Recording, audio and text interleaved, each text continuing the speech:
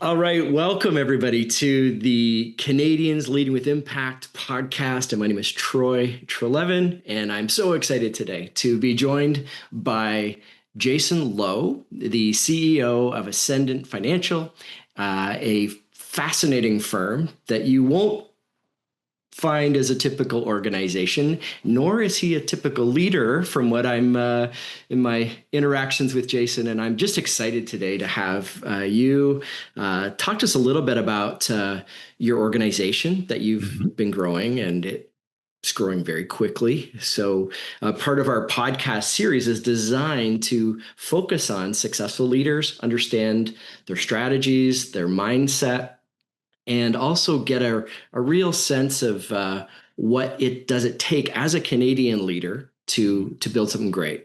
And so that's one of the reasons we wanted to have you part of our conversation today. And revisiting your LinkedIn profile, it was really clear to me that you have, and I encourage people to read it because it's different. It's not, I did this. It's like, here's my heart. And it came clear your heart is about people, Jayson. And I just curious, how did you arrive at that? And how does it fuel what you do? So, Well, I'll share with you that when you hear someone in leadership say that, they really care about their people and that they want to see them grow and to thrive and to develop, that is something that that's a leader you want to be surrounding yourself with. And I was blessed beyond the definition of good fortune to have a great mentor very early in my leadership journey. So this going back to August of 1998, when I began my career, and I was recruited out of college, and I had relocated from Ontario to Edmonton. And it was my first mentor, Ted Hutchinson, that really inspired that move for me. And when I had the opportunity, and I just knew that I wanted to lead, I felt it. I was really just leaning into it at any opportunity where I could say, hey, I'm going to demonstrate leadership without really even knowing, how to become a great leader, let alone, lead. And Ted said to me, I'll never forget it. He said, I want you to always remember that when you step into leadership, it's all about them now and no longer about you. And that shift in my thinking that he triggered, that was a domino that tipped over for me in my leadership journey. And I bring myself back to that whenever I get to explain where it all began for me, because Ted was an incredible mentor. And from that point forward, he would spend a couple of hours each week. I would meet with him in his office, and he would spend that time helping me to think about my thinking, not his thinking, mine. So he would lead me through whatever challenge I was dealing with, or whatever business opportunity that I wanted to ambitiously pursue. And he would just get me thinking. And I learned so much from him.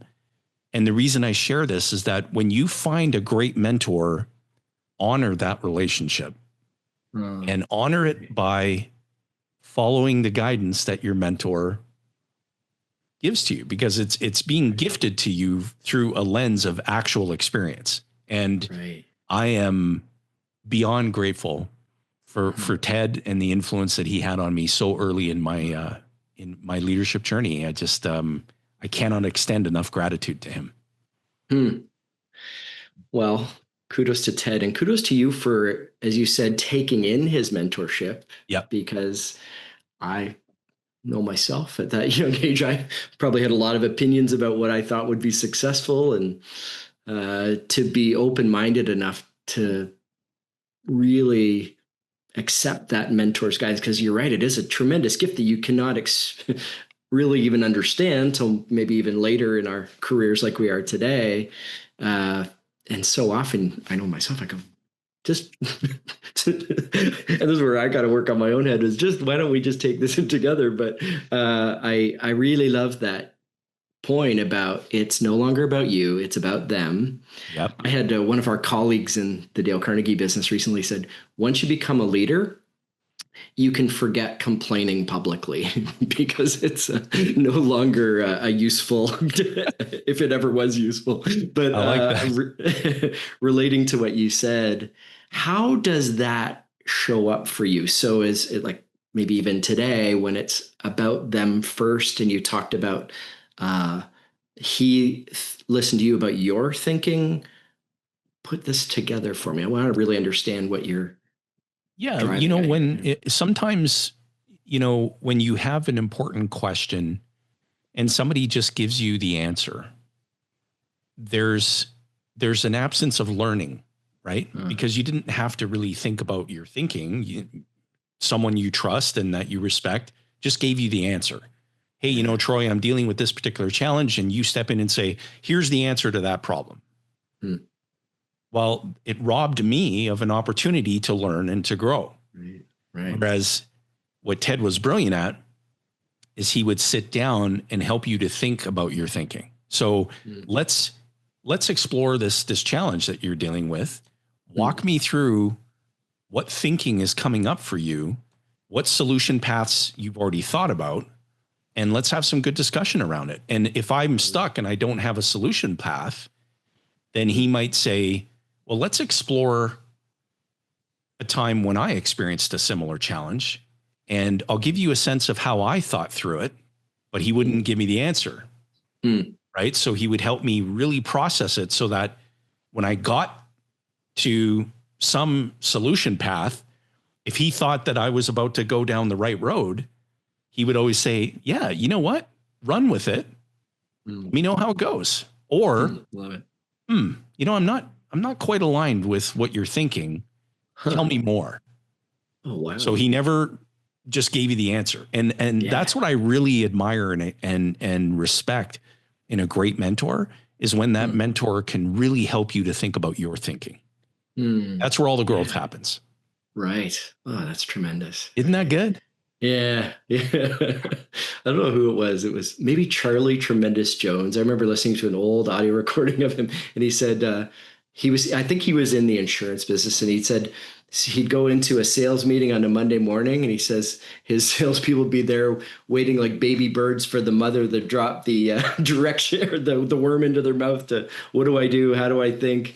And what I heard from yours is it's not about, mother bird feed, but you're drawing it out of, you're evoking the thinking, fresh thinking from that person, which is Definitely way more valuable than just do this, do that, do that. And it helps me personally as a leader to guide somebody better. If I understand their thinking, right? Because credit to one of my coaches who's been coaching me since 2017, Dan Sullivan. Oh yeah. The great Dan Sullivan coach. He's a phenomenal human being. Oh, yeah. And he said something to me many years ago that it just struck me as so brilliant. He said that the problem is never the problem. The problem is how you're thinking about the problem. And when you can guide and help and mentor somebody to think about their thinking, boy, do they ever grow. And it gives you a better compass on, as a leader, how to continue guiding them, because you develop a deeper understanding of their thinking. And it's just amazing. That's awesome. It's like when they can start doing that thinking themselves, but even before that, the whole idea that you just asserted, that the thinking is the problem. I think if people could see that thinking is all there is, we've never had anything else except our own thinking. And if, for example, if I'm having like a rough week, or things look dark, it's not the world, it's my thinking about the world. Right? Exactly right. And that idea is not everywhere. I don't think it's close. And I really believe more people would be able to have distance from what they perceive as problems if they saw that it's my thinking about my bank account that's giving me stress. It's not my bank account, right? It's my, once we see that, we can I'll tell maybe you, it's power. Yeah, go ahead. my late mentor, R. Nelson Nash, he would open every talk that he would do, and he did so many talks across North America each year. And he was 88 years young when he passed away. And he would open every talk with, everything begins with the way that we think. Everything begins there. And he would also go on to say, the truth is, most people would rather die than think. Right. Let that ruminate. Oh, yeah. And perhaps in this world of AI as well, we're doing less and less of our own thinking, right? Yeah. If we're only relying on the minds of others rather than, I was just sharing with our leadership team because speaking of AI, so in every one of our companies, so within the Lowe family group of companies, we have 14 businesses. Ascendant Financial is, the flagship business in our group of companies. Okay. We operate in both Canada and the United States.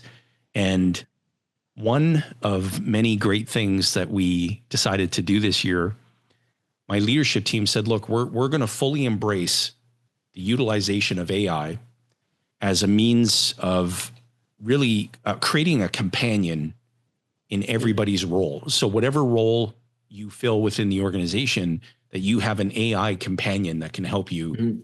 And what I was sharing with our leadership team just the other day is I said, you can spot an email written by ChatGPT from about 30 miles away. Like you can just spot it instantly. And I invited the leadership team to think about their thinking. And all I said was, if it doesn't communicate like you, it doesn't lead like you. Like that. Wow. The team needs your voice. Your voice is non-negotiable in our culture. And so you've got to ask yourself, if you're using a tool like ChatGPT to help you draft correspondence, would my team say, that's Jayson who wrote that? Like that is Jayson. If it doesn't pass that test, send it back. Let it out. Like, because if it doesn't communicate like you, it doesn't lead like you.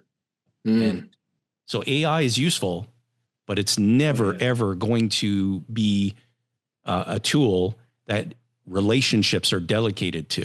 Like, so I'm very acutely aware of that as our teams embrace the use of AI, and they're doing a wonderful job with it. But sure. Yeah, it's never, ever delegate the relationship. I love that. Yeah. Well, how we communicate is how we lead, and it reflects our thinking, as you said. Exactly. It's, once the human spirit seems out of something, which you can't quantify, but you know it when you see it. Yeah. It's like AI art just isn't as interesting as human art. And that's the danger and the opportunity, right? If our voice can come through and we have a companion that can help us think through, that's the wonderful blessing of AI and what we're able to create. But let's never lose our spirit and our humanity and who we are. Totally. So, you've got the most intelligent PhD on the planet at your fingertips.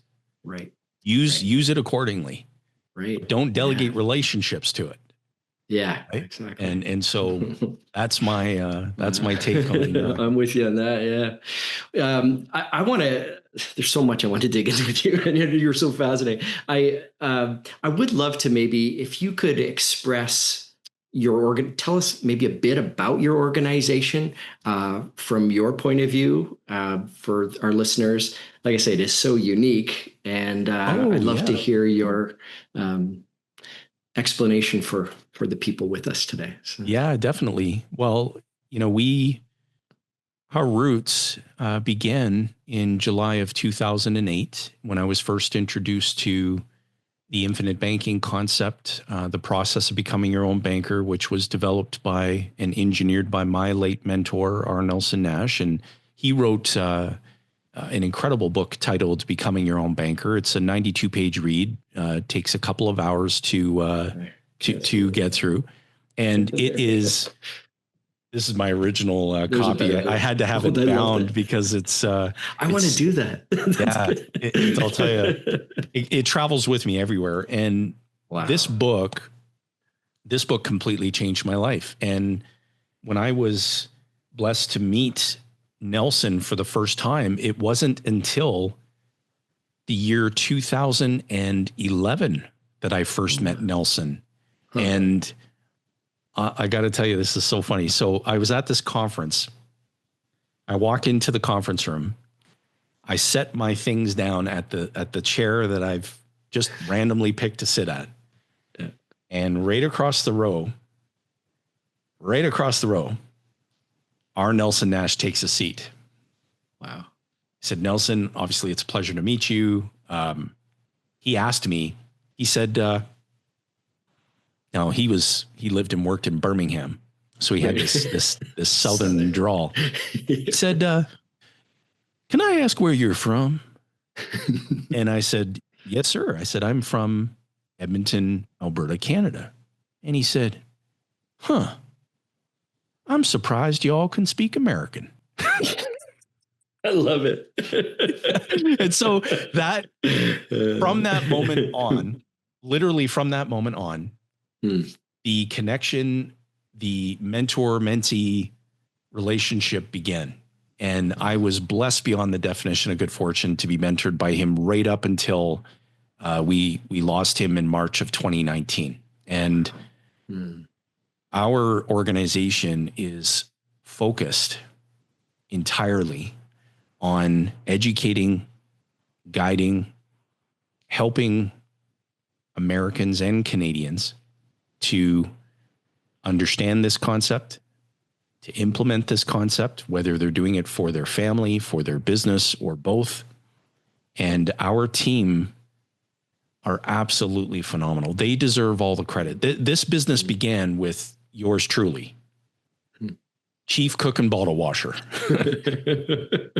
and has blossomed into an organization that operates in 2 countries and can literally operate without me. And if you were to ask me on day one, Ascendant Financial day one, what's the revenue source? It was 100% Jayson generated. Yeah. Wow. Now it's practically zero. Awesome. 100% of the revenue is generated by the team. And why that matters, especially from a leadership point, I'll tell you this story that anytime I share it, it just brings me back to, again, really valuing a mentor. Dan Sullivan, I shared with Dan Sullivan 4 years ago. I said, Dan, I'm going to attempt to take a sabbatical. And Dan said, can I ask you a question? I said, sure. He said, do you want to know what the truest measure of strength of your team is? I said, yes, I do want to know. He said, how they handle things when they know it's impossible to get a hold of you. Wow. And I said, okay, how do I do a sabbatical? He said, I can't give you a blueprint. You just have to experience it. You have to do it. Wow. Now, I am a workaholic. Yeah. That is one of the most publicly accepted forms of addiction. And I am a workaholic. And so Dan said to me, you have to experience this, but when you do it, don't take the time away to recharge your batteries. Take the time away to replace your batteries. Oh, wow. And you'll come back with so many new, fresh ideas. Your team will love you for it. And so leading up to this sabbatical, if I share this with you from a leadership lens, I met with my entire team, excluding my leadership team. And I said, I need you to do me a favor. And everybody said, absolutely. What do you need? When I'm away, and this was a 6-week sabbatical, so it's not an eternity, but I said, when I'm away, I need you to know that the leadership team, they're all here to serve you. So can you do me a favor and take great care of them too? And everybody on the team said, yeah, absolutely. We got them. We got them for sure. Wow. Then I met with my leadership team, just my leadership team. And I said, I need you to do me a favor. And they said, sure. I said, well, when I'm gone for these 6 weeks, would you be kind enough to just take great care of the team? And so they all said, oh yeah, we got your back. Right. So now they're going to take care of each other. Yeah. But here's what they did. Wow. You're going to laugh at this. They turned off my passwords to all the technology that we use. No.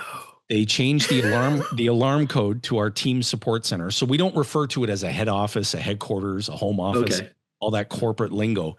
Yeah. We call it a team support center. They changed the alarm code to the building. I couldn't even get in the building, even if I wanted to.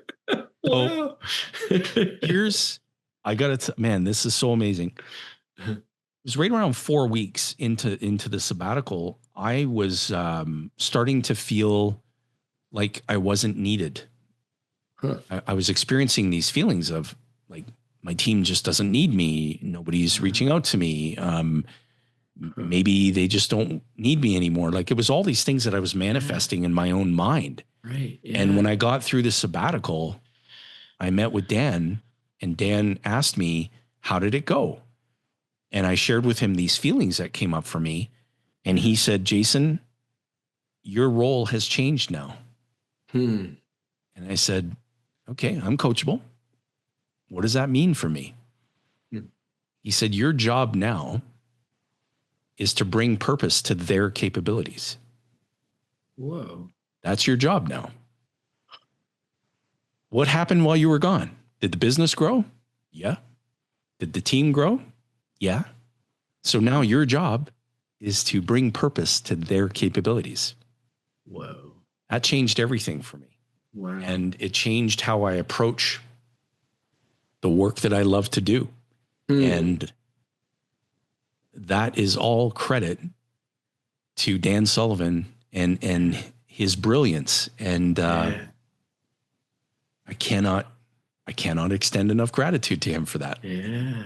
So those are those types of special moments that somebody coaches you and helps you think about your thinking.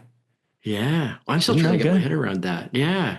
Bring purpose to your capabilities. Bring purpose to their capabilities. Their capabilities, yes. So my job is to understand what everyone's unique abilities are, to understand what their current level of capability is, and to bring purpose to that current level of capability so that it grows. You've heard the word potential.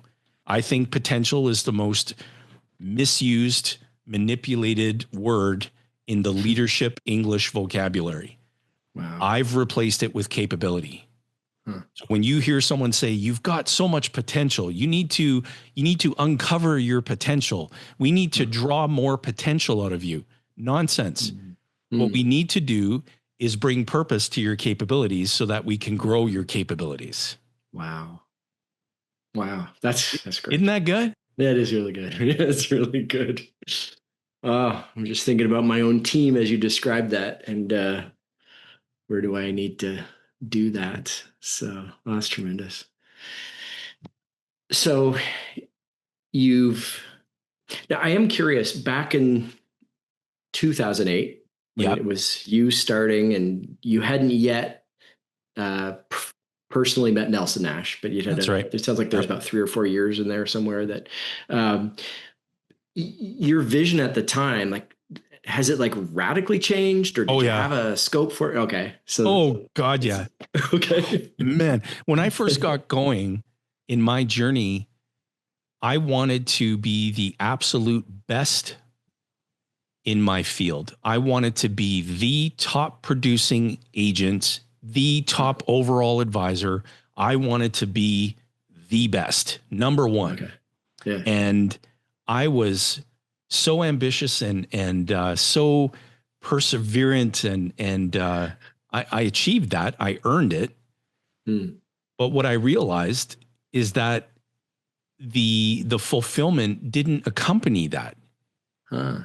It didn't accompany that. So I thought to myself, okay, when I earn my first $1 million, I'm going to be the happiest human being on the planet, because nobody in my family, nobody in my lineage had ever even remotely come close to that. Right. So I thought, boy, that's going to be where happiness is for me. Right. Didn't happen.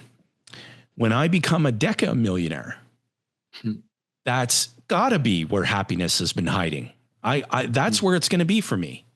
Didn't happen.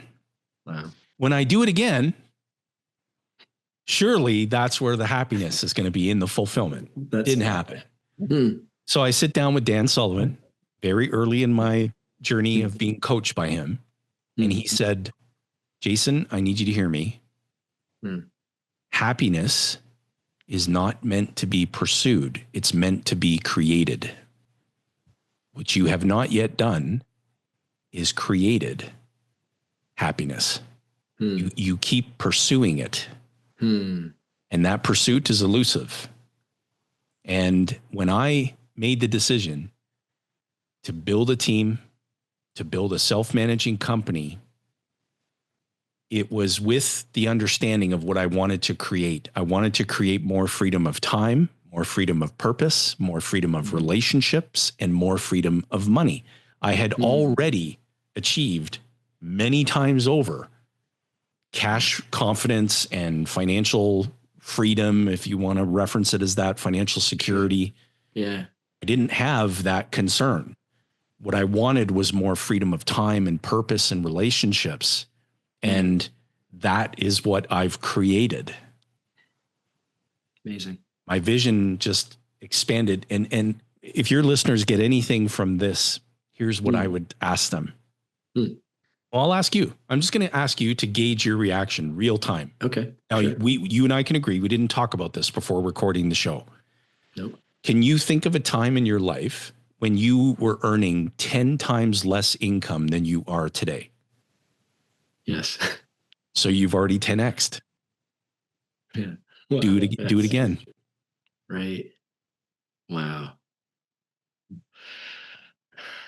It's been done, right? Now Do it's it again. Yeah. Wow. Isn't that good? That is good. Wow. So I've heard they don't look behind them. No. They don't say, let me reflect on my whole journey and how far I've come along. They look ahead and go, oh my God, 10x my income. Still not there. Yeah. Look back. There was a point when you were earning 10x less than you are now. You've already done it. Go do it again. Right. It's within our capability. Of course it is. Yeah. Oh, isn't that good? We don't look at it. Let's look at the horizon that's ever elusive, right? Which will totally. Yeah. So, yeah. Very cool, Jayson. Thank you. You're welcome. So your fundamental philosophy is it's their success. You focus on your people's success. 100%. You help them rethink. You understand their thinking and help them understand their thinking on behalf of what comes up. Their, I almost said potential, but I'm not. Right. It's their capability. Yeah. Bring purpose to their capability. And that's tremendous. So if you were to talk, because part of this podcast is, helping Canadian leaders break through. And I think that 10x comment you made is a really great place to start. Like I'm familiar with a little bit of Dan Sullivan stuff, and the one idea is that don't set like a realistic goal, like set a goal that will, blow your mind, right? In the human brain, Troy, I mean, the human brain cannot distinguish between what's real and what's imaginary. So why not imagine a bigger future? Right. Why not? Like, what are the disadvantages of that? Right. No. Yeah. No. It's not going to handicap you in any way. It's like, right. So if you were to speak to leaders in other organizations, different businesses than you, and your this fundamental philosophy that's like makes so much sense. What would you advise in terms of how to maybe get through the lows, if there's some lows, not Jayson Lowe, but the low feelings we might have in our life? And what would you cause it? What would you say, think about this regularly, or what would be your suggestion? Wow. Well, there's a few things. So we're human, and as leaders. There are ups, there are downs, there are highs, there are lows. And if you're experiencing a low, ask yourself what you would be doing if you weren't experiencing that low. So think about this. Think about a time where you've been bothered. You're really bothered by something. Well, that bother belongs entirely to you. It's your bother. So ask yourself, what would I be doing if I wasn't bothered right now? And guess what happens to the bother? It dissipates. Right. Yeah, right. And the thing that is so important for leaders to understand is that there's no such thing as having arrived at a leadership destination where you've learned all there is to know, and there isn't anything new for you to learn. There isn't any new capability for you to develop, that you are a leader who has arrived in leadership. It's non-existent. Right. Anytime you're experiencing the high, remind yourself that it's not going to last. Anytime you're experiencing the low, remind yourself that it's not going to last. You are continually evolving and growing in leadership if that is your desire. And never, ever allow yourself ever to step into mud without mud boots on, because you're just going to get stuck. Don't allow yourself to get stuck. And if you find that you are, then ask for help. Ask for help from a mentor, a guide, somebody who can say, hey, let me give you a helping hand out of this mud pile. But then let's turn around and look at it, and let's address your thinking as to what created it and how it can be prevented, going forward. But we are continually evolving, and there wouldn't be any time or any leader that I would ever speak to that I would ever say, I don't think there's a need for you to have a coach. You're past that point in your journey. I don't think there's a need for you to have a mentor anymore. You're past that point in your journey. I would never dream at night of saying that to a leader. The necessity is there. Anybody that you admire in your life, whether it's in athletics, in business, anybody who has sustained their greatness in whatever it is that they're doing, not one of them would ever say, thank God I didn't have a mentor and a coach this whole time. Right. Oh, yeah. Isn't that good? It is good. Yeah. Oh, I think back my mentors, no idea what life would have been like without them. And I can't, and have some current ones right now, like for sure. There you go. Okay. So there's another area that I want to explore. And of course, being a business owner myself, and we have a lot of our clients. We're a business to business organization. So we deal with business owners and entrepreneurs, not only entrepreneurs, but business owners who've walked into businesses. We also have senior leadership. I'd love to take, if you don't mind, a few minutes because what connected with me recently, and that's how I found out about your organization, was Nelson Nash's book, Becoming Your Own Banker, and what it's done for me, financial peace-wise, possibility for the future-wise. I've never felt so confident about my future after understanding what that's all about. My personal mission, so again, at Dale Carnegie, we tend to work with people on their leadership and how they sell and how they relate to humans, and that we don't spend time on the financial side in any kind of real strong, direct way, that we're not in that business. Though we help companies with productivity and sales, but that's not what we're talking about. For those people to have financial peace, and now I'm thinking business owners, but this applies to every single human I know, especially all of our clients, not just the ones that own businesses. Your product really helps bring, I call it financial peace. It brings hope. It brings possibility.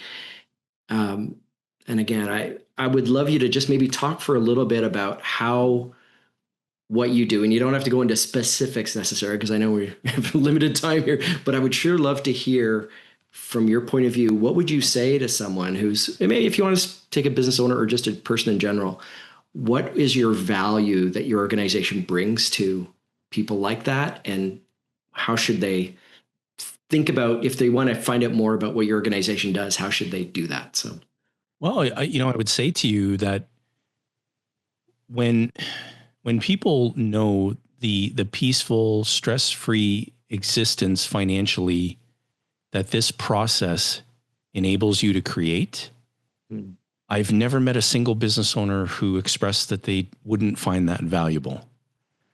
Business owners really value peace of mind. They really value a stress-free way of life financially.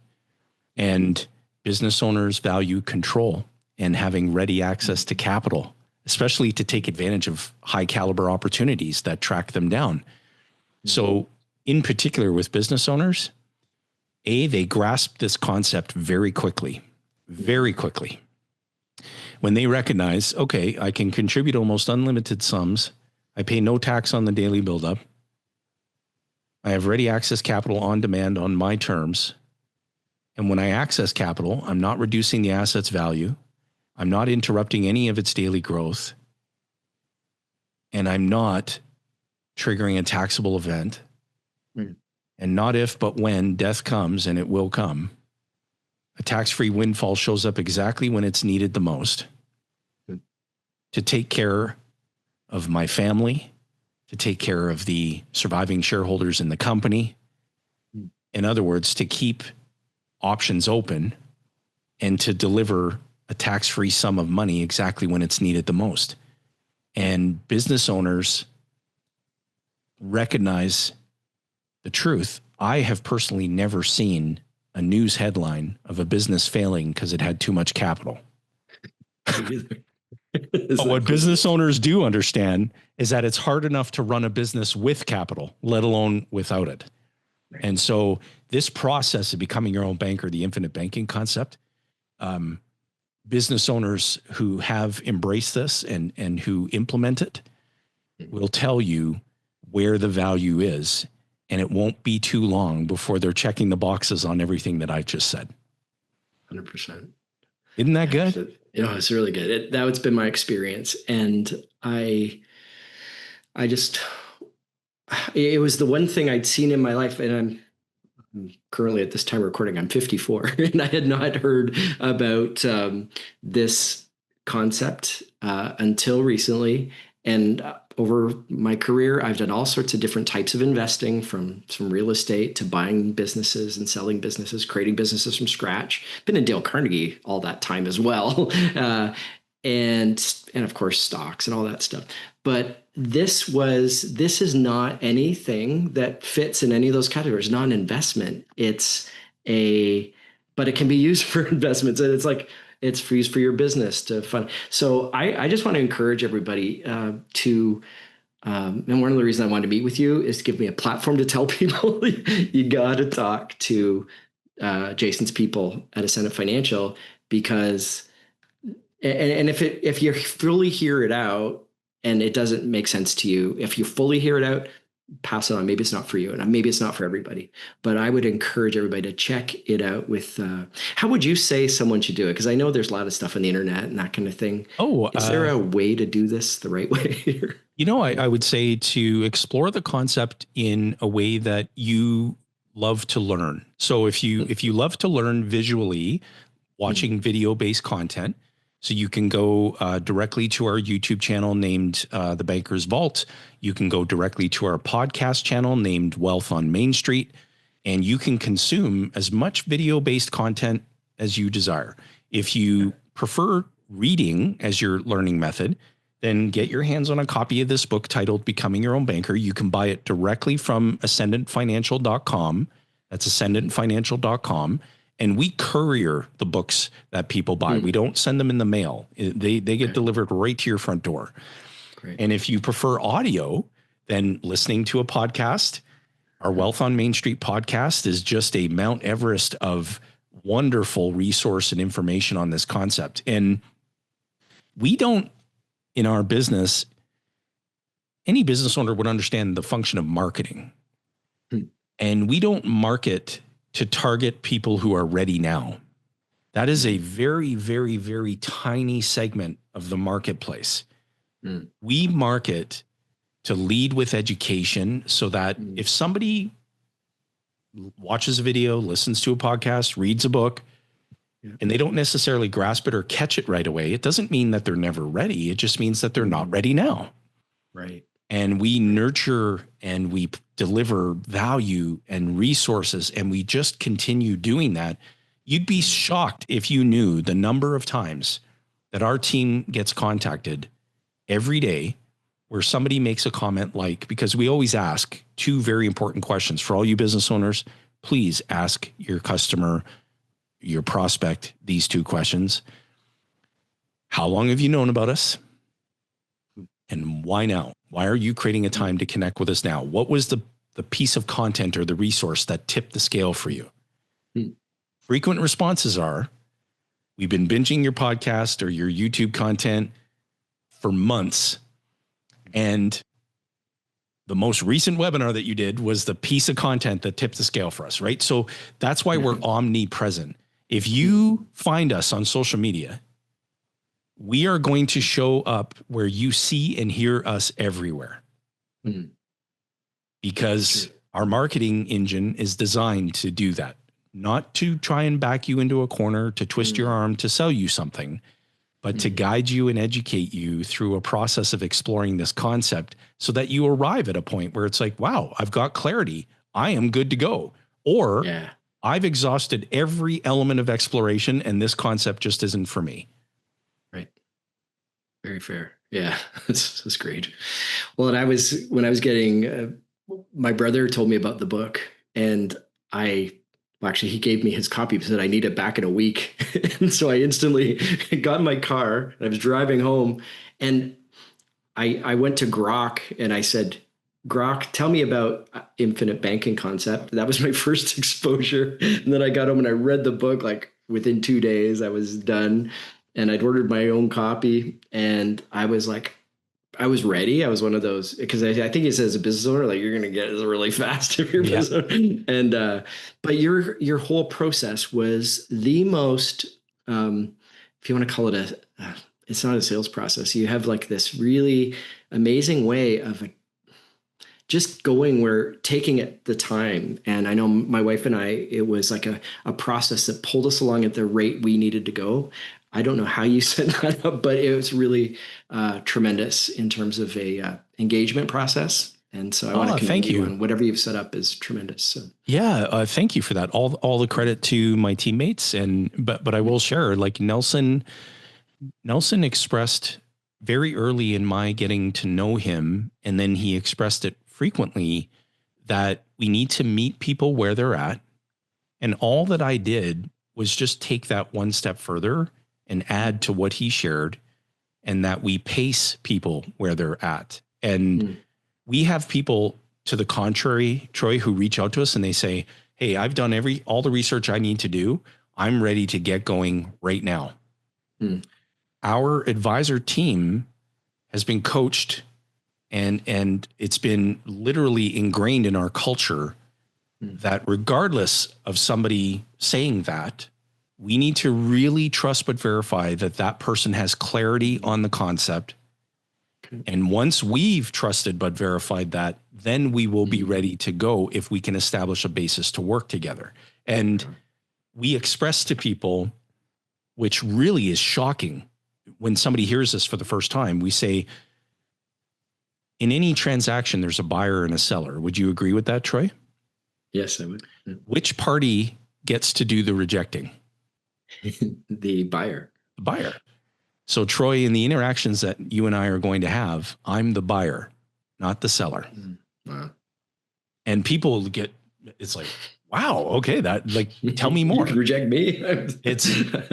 We have to feel really, really good about establishing a basis to work together with somebody based on that person understanding that the relationships that we enter into are value driven, nothing more, nothing less. So if somebody is respectful, responsible, kind, well-grounded in their family values, coachable, recognizes that controlling the banking function in their life is one of the most important things they can do financially in their world,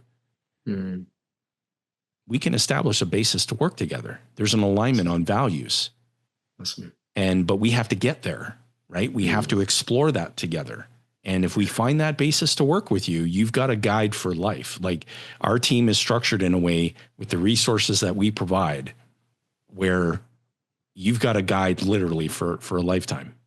Yeah. Well, I see why it's critical to make this really work. Yeah.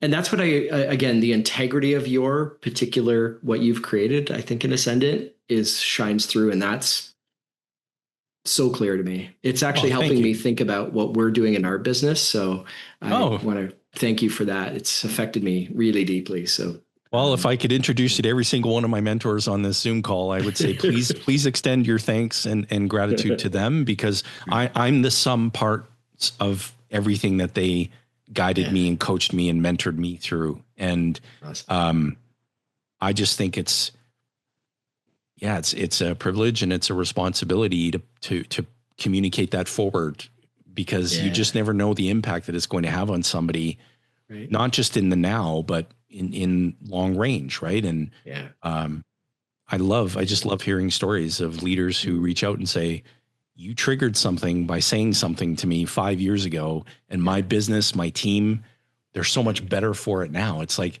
you know how great that feels? Do you know how fulfilling that feels? And that's that again, it just goes back to my absolute love of developing people. Yeah, it's crystal clear. Yeah. Well, I could talk to you like for many more hours. Maybe we'll get another chance.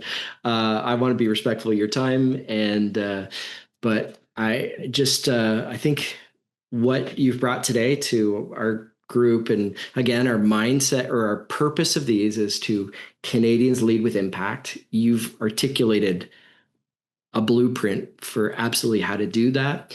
We want Canadians to win. We want everybody to win, of course. I say Canadians because our business is located in Canada, Ontario, and the Maritimes, but Dale Carnegie operates across Canada. So if anybody is watching this, it's you may not be dealing with our organization, but definitely Dale Carnegie. But the point is that the impact we want Canadians to have is that we can raise our standard of living, right? And we believe that if you think better and you communicate better and you lead better and you sell better, you're going to raise your standard of living. Combine that with the infinite banking concept and what Ascendant does, you will have one of the ultimate qualities of life. And it's more than money. It's that thing that transcends money. It's that spirit. It's that joy, the peace that comes. And I like to think that our organizations are helping Canadians do that. And I just want to thank you for what you've given to our business just through your integrity in the way you operate, but also the product that you offer as well. You're most welcome. Yeah. So I want to thank you for this time. It's been amazing. And it's a lot of fun. Great. Well, thanks again. And I hope to connect soon, Jayson. All the best. I look forward to it. Thanks, Troy.